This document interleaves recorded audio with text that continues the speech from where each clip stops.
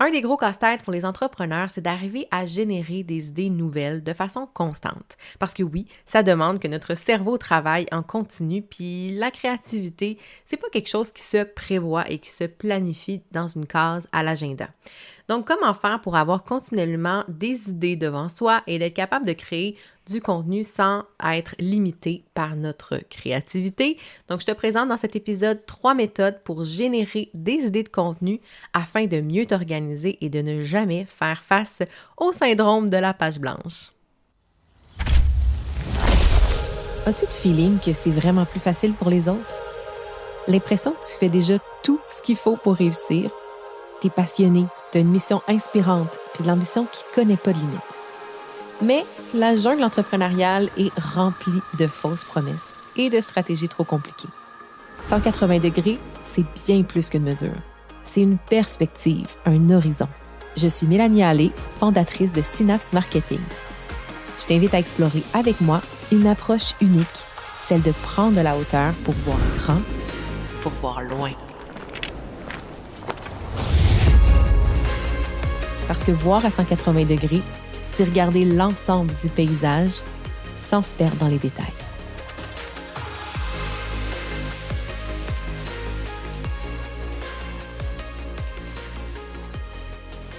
Salut à toi, j'espère que tu vas bien. Bienvenue dans ce nouvel épisode 135, mine de rien, hein? Comme quoi, petit train va loin. Il me semble que c'était hier que je débutais l'aventure et j'ai envie en fait de commencer cet épisode par une invitation à te faire, une invitation spéciale que j'ai pour toi parce que le 11 juin prochain, à midi, heure du Québec, et bien sûr 18h, heure d'Europe, donc de France, pour celles qui m'écoutent de l'autre côté de l'Atlantique, même en Suisse, en Belgique, je vais dire l'Europe, tiens. J'ai une prochaine masterclass que je vais donner cette journée-là qui s'intitule « Trouve ta recette marketing 5 étoiles ». En fait, j'ai eu envie de bâtir une nouvelle masterclass pour aider finalement les entrepreneurs à comprendre et à trouver leur propre méthode. Le mot recette est souvent à connotation négative parce qu'on pense à des recettes préétablies, des recettes toutes faites. Moi, dans mon cas, je suis une grande rebelle de la recette, c'est-à-dire que je ne suis jamais à la lettre les recettes. Et je pense que c'est ce côté-là rebelle que j'ai eu envie, rebelle, hein?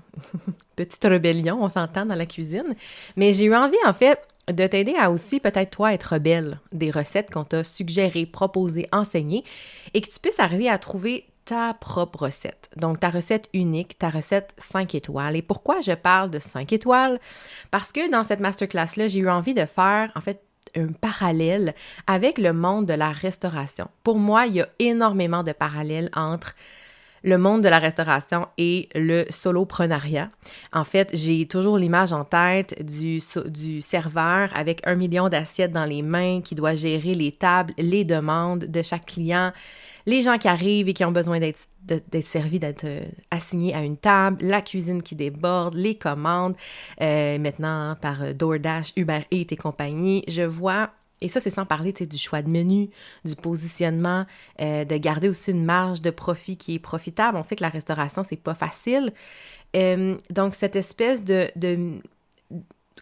milieu qui nous demande d'être un peu des pieuvres. Hein? Quand on est solopreneur, on devient un peu une pieuvre entrepreneuriale où on doit être capable de quoi? De prioriser. C'est ça la clé pour réussir, c'est qu'il faut apprendre à prioriser les actions justes. Et ce que je remarque, en fait, c'est qu'à force de s'inspirer des actions, des entrepreneurs qui nous inspirent, qu'on admire, on finit par se perdre parce qu'on essaye de se garrocher un peu partout et on n'arrive pas à garder le cap sur nos propres objectifs, notre propre réalité, notre propre zone de génie à nous. Et dans cette masterclass-là, j'ai envie de t'amener dans cet univers-là pour te montrer en fait qu'un marketing n'a pas besoin d'être copié pour fonctionner, qui peut être simplement aligné et que je vais pouvoir en fait t'enseigner dans cette lunch class gratuite parce que j'ai le goût de faire un parallèle vu que, au Québec, ça va être l'heure du lunch. En Europe, ça va être plutôt l'heure de l'apéro. Je sais que c'est pas l'heure idéale, mais bref, si tu as la chance de venir en live, ça va me faire énormément plaisir que tu viennes prendre l'apéro avec nous. Fait que durant cette lunch class-là, j'ai envie de démystifier, en fait, c'est quoi une stratégie, hein?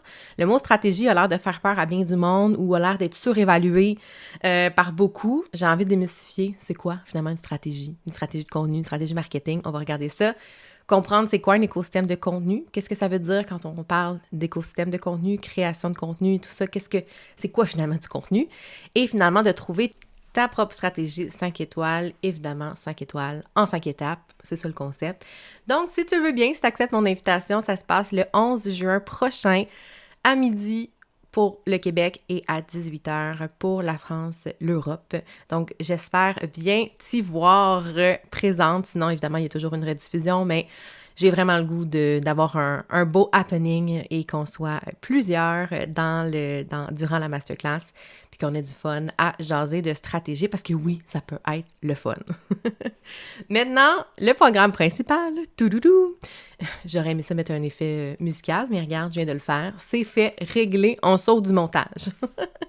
Donc, dans cet épisode, je te partage 3 méthodes pour générer plus d'idées de contenu. Je le sais que parfois, trouver des idées, générer en fait surtout des idées nouvelles, parce que des fois, vous aviez une banque d'idées de contenu, t'es as fait, t'es as créé, maintenant, what's next? C'est quoi la prochaine étape?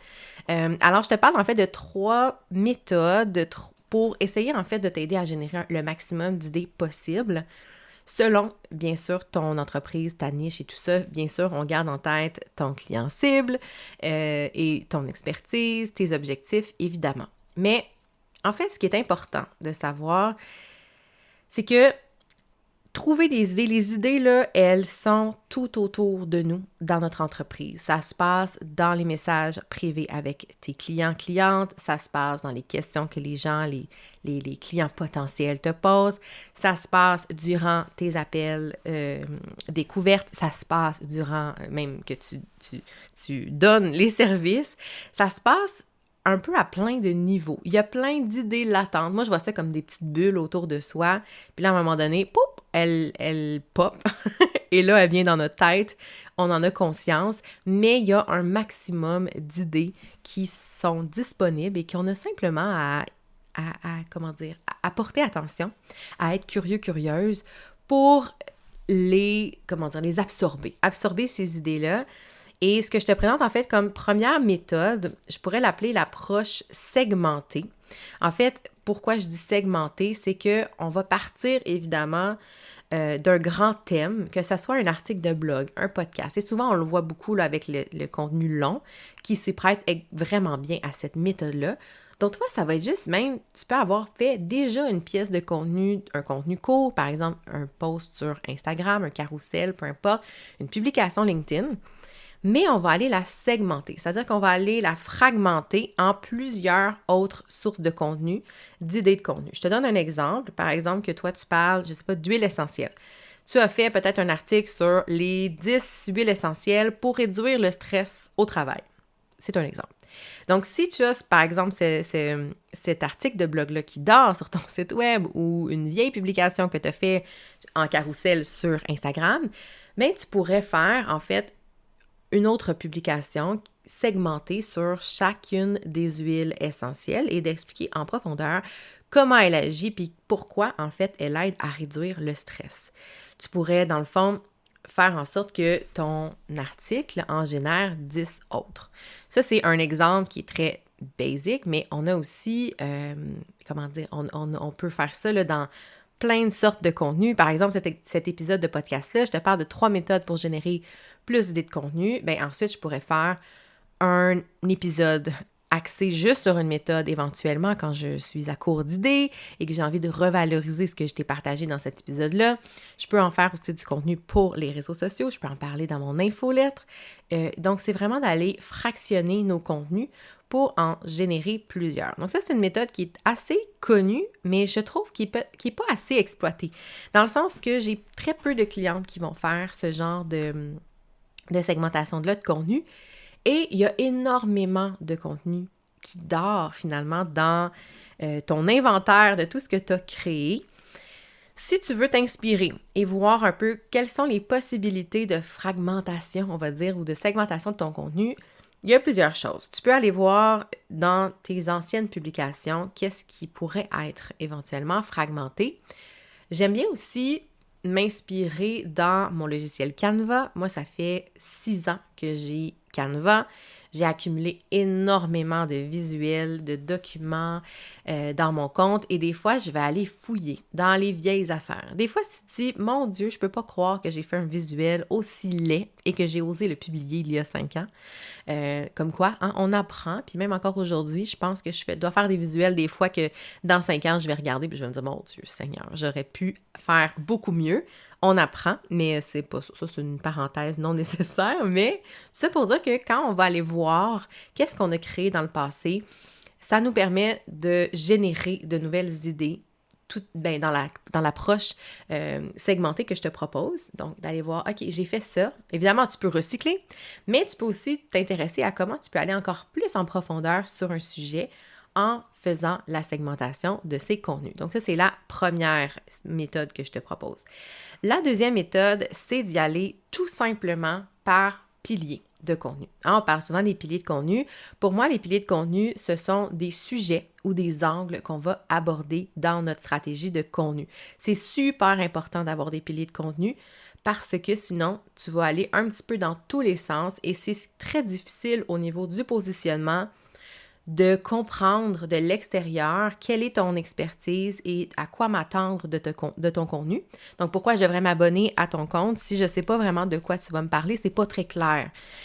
Les piliers de contenu, là, généralement, on va en avoir entre 3 et 5. On peut en avoir 2, mais plus de 5, ça commence à être un peu plus compliqué là, de naviguer là-dedans et de se spécialiser ou de se nicher un peu, si j'ai envie de dire. C'est pas nécessairement des sujets qui sont très, très nichés, mais souvent, c'est juste des sujets qui vont permettre de comprendre quelle est notre expertise, comment on se positionne sur le marché. Fait que, imagine, par exemple, je sais pas, que mes piliers de contenu, ce serait les réseaux sociaux, la stratégie marketing, je sais pas, par courriel et l'organisation de contenu. Ça pourrait être 3 piliers de contenu que je pourrais mettre en place. Donc, ce serait les 3 grands sujets ou les 3 grands angles que j'ai envie d'aborder dans ma stratégie de contenu. Et là, en partant de ces 3 à 5 piliers-là, ben, c'est d'aller générer, piocher des idées de plonger, j'ai envie de dire. Plonge dans chacun de tes piliers et sors le plus d'idées possible de sujets en lien avec ce pilier-là. Donc, évidemment, tu peux t'aider de ChatGPT, si tu en as envie. Il est très bon pour t'aider à brainstormer.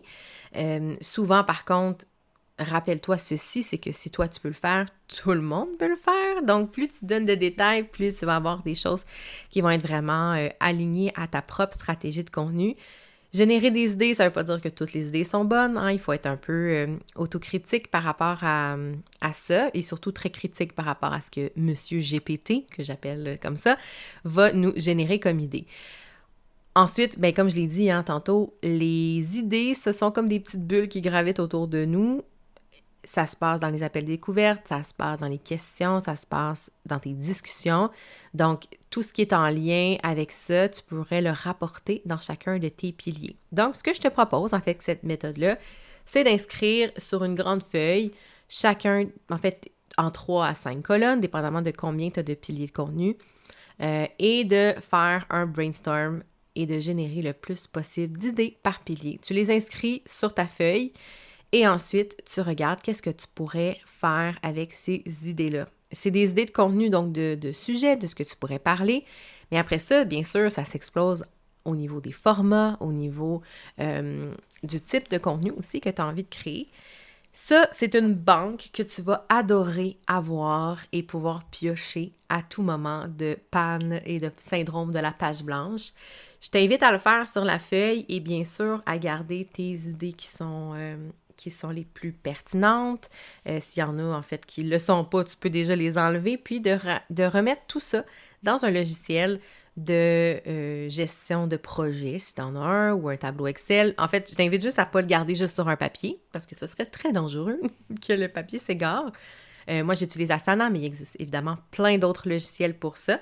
et d'aller, dans le fond, mettre ta banque d'idées de contenu à un endroit où tu vas pouvoir t'y référer à tout moment, en fait. Pourquoi c'est important? Oui, c'est important, mais pourquoi c'est intéressant la stratégie de pilier? C'est que tu t'assures vraiment de garder une belle cohérence et de garder le cap sur ce pourquoi, dans le fond, les gens viennent te suivre et s'abonner à tes contenus. Et des fois, d'y aller par sujet. En fait, plus ça va être spécifique comme brainstorm, plus tu vas être capable d'aller en profondeur dans ta génération de nouvelles idées. Donc, c'est ce qui est intéressant, c'est que vu qu'on va plonger au cœur de chacun de tes piliers, il y a de fortes chances qu'il y ait des idées qui vont jaillir, qui ne seraient pas arrivées si tu avais été juste en surface, en général. Tu notes des idées comme ça qui te passent par la tête. C'est pas aussi puissant, je trouve, que d'y aller vraiment de manière par pilier. Donc ça, c'était la deuxième méthode. Et la troisième que j'ai envie de te proposer, c'est la grande Bible de contenu. C'est-à-dire d'avoir une grande Bible ou, on va dire, une réserve, c'est peut-être mieux le meilleur mot, une grande réserve d'idées de contenu que tu vas être capable d'adapter à différentes situations. Quand je dis Bible de contenu, ça pourrait pour toi évoquer la stratégie numéro 2, là, qui est de faire un genre de brainstorm par pilier. Ce qui est un peu différent dans cette stratégie-là, c'est que souvent, ça va être plus des idées qui vont être capables d'être modulées et adaptées à chacune des situations ou des besoins. Je m'explique. Tu l'as peut-être déjà vu passer aussi, là, il y en a même beaucoup d'Américaines qui vont vendre des genres de prompts de posts ou d'infolettes ou de stories qui sont comme vraiment des idées, on va dire, très à haut niveau. C'est pas vraiment nécessairement en lien à ton industrie, tes piliers de contenu, ton expertise. C'est vraiment, en fait, des genres d'idées que n'importe qui pourrait utiliser. C'est pour ça que ça se vend assez bien parce que justement, n'importe qui peut l'adapter à sa business, à sa réalité. Donc, tu vas le voir aussi passer des fois des idées de Reels un peu comme ça. Donc, tu sais, au lieu de faire ça, fais ça. Au lieu de 3 choses que j'ai fait pour que mon entreprise arrive à tel pilier, tel milestone, en fait. Encore une fois, je cherche le mot en français. Jalon, moi je pense que c'est ça le bon mot.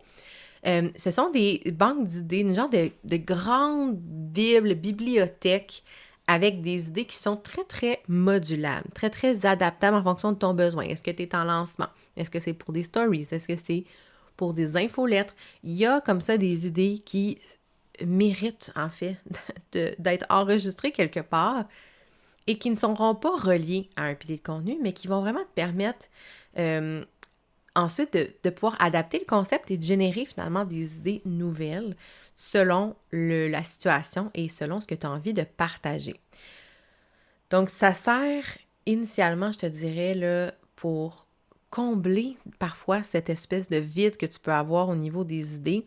Souvent, là, c'est des prompts qui vont t'aider justement à mettre en mots des situations, des choses que tu vis, et de le tourner en enseignement pour ta clientèle cible, pour ton audience. Donc, ça reste assez intéressant.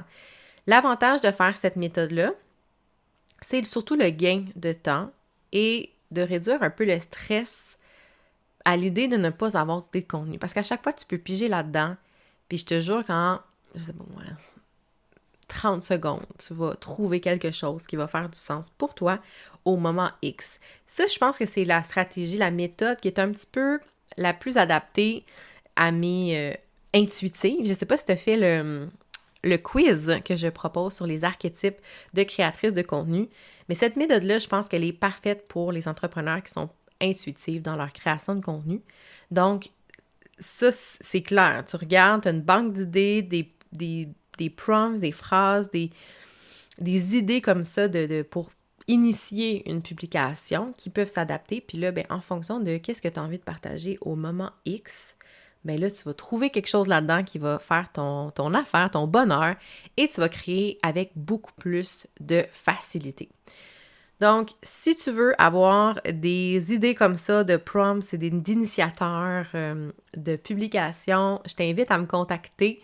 sur les réseaux sociaux pour m'en faire part. Puis si j'ai beaucoup de demandes, clairement, je pense que ça serait une belle prochaine gratuité à créer. J'ai bâti ma banque au fil du temps, mais je pourrais même te la partager probablement.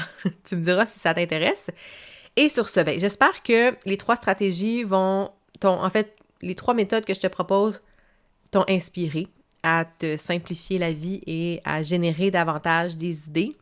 Dans le fond, là, le point commun de ces 3 méthodes-là, c'est d'avoir une banque d'idées quelque part. Après ça, peu importe la méthode que tu prends pour les classer, pour les générer, l'important, c'est de ne jamais être devant une page vide, un canevas vide, puis de ne pas savoir par où commencer. C'est la pire affaire parce qu'effectivement, tu vas avoir beaucoup plus de difficultés comme ça et tu risques de te décourager, d'abandonner, puis de juste rien publier, rien créer. Et ça, ce serait dommage parce que tu as une mission incroyable, parce que tu as plein de choses à enseigner, tu as plein de beaux contenus de connexion que tu pourrais créer en parlant de ta réalité, tes prises de conscience, etc. Donc, je t'invite à me partager quelle méthode tu as envie de tester en premier.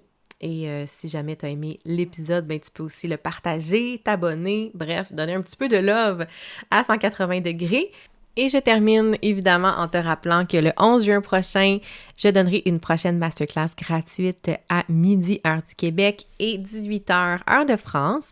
Donc, je t'invite à venir luncher avec moi ou prendre l'apéro. Et pour t'inscrire à la masterclass, bien évidemment, le lien en fait va être dans les notes de l'épisode. Donc, n'hésite pas à te rendre dans la description de l'épisode. Et sur ce, je te souhaite une excellente semaine et je te dis à la semaine prochaine pour un autre épisode de 180 degrés. Bye tout le monde! Wow! Merci d'avoir passé ce moment avec mon podcast dans tes oreilles. Ça me touche énormément. J'espère que les idées partagées dans l'épisode t'ont inspiré, t'apporteront une nouvelle perspective et te motiveront à te mettre en action. Si tu y as trouvé de la valeur, je t'invite à le partager. Fais découvrir cet épisode à d'autres entrepreneurs passionnés. Et si tu veux encourager davantage le podcast, je serais hyper reconnaissante si tu pouvais laisser une note ainsi qu'un avis sur la plateforme d'écoute de ton choix. Parce que oui, ça fait une énorme différence pour m'aider à faire connaître 180 degrés à encore plus d'entrepreneurs fantastiques comme toi. À très bientôt pour un autre épisode et d'ici là, n'oublie pas que ta mission fait toute la différence.